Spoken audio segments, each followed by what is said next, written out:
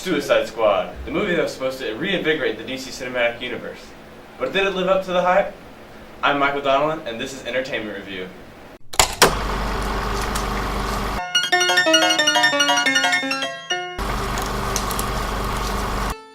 So, after Batman vs. Superman, which I admit could have been way better, the DC fandom put all of its faith in Suicide Squad to be the movie that set the universe in the right direction.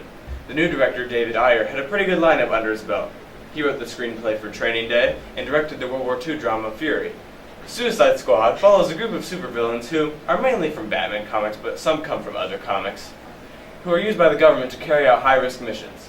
They consist of Harley Quinn, Deadshot, Killer Croc, El Diablo, Katana, Captain Boomerang, Slipknot, and are under the leadership of Commander Rick Flag. If they mess up and die, the government hasn't lost anything valuable, and if they succeed, the government is victorious. So it's a win-win either way.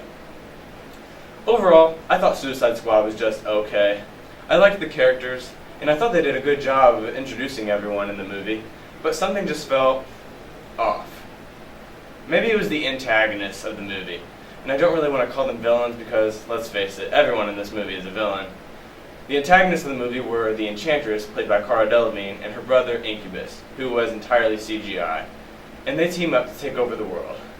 Suicide Squad comes in, hired by the government to stop them, But, I don't know, Enchantress and Incubus just were kind of cheesy antagonists, and there was too much CGI used. They both also could have been developed way better. My favorite part of the movie were Harley Quinn, who was played by Margot Robbie, and Joker, who was played by Jared Leto. Their dynamic, I thought, was really great, and they both really were able to show their characters' craziness. This is the first time that Harley Quinn has appeared in a live-action movie, and Margot Robbie, I thought, did a fantastic job. Okay, obviously Jared Leto's Joker would draw comparisons to Heath Ledger's Oscar-winning portrayal of the Joker from 2008's The Dark Knight, which I thought was absolutely excellent. They're very different, though, because Heath Ledger's Joker was more of a crime lord, whereas Jared Leto's Joker was more of a gangster, and I thought that was really cool. I wanted way more Joker, though, and I know in recent interviews, information has come out that over half of his scenes were cut out of the movie.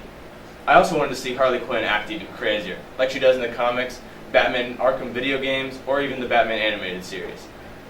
I really like the other characters in the movie too, like Deadshot, who's played by Will Smith, and Rick Flag, who's played by Joel Kinnaman.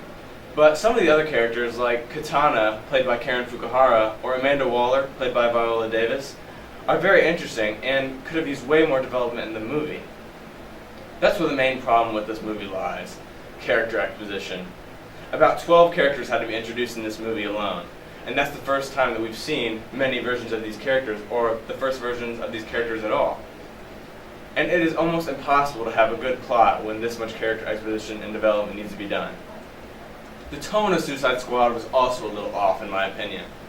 One of the reasons why Batman vs. Superman was criticized so much last March was because of how dark it was. There was very little humor or happiness in the movie, and Superman is usually supposed to be a very happy character. But in Suicide Squad, darkness would have worked.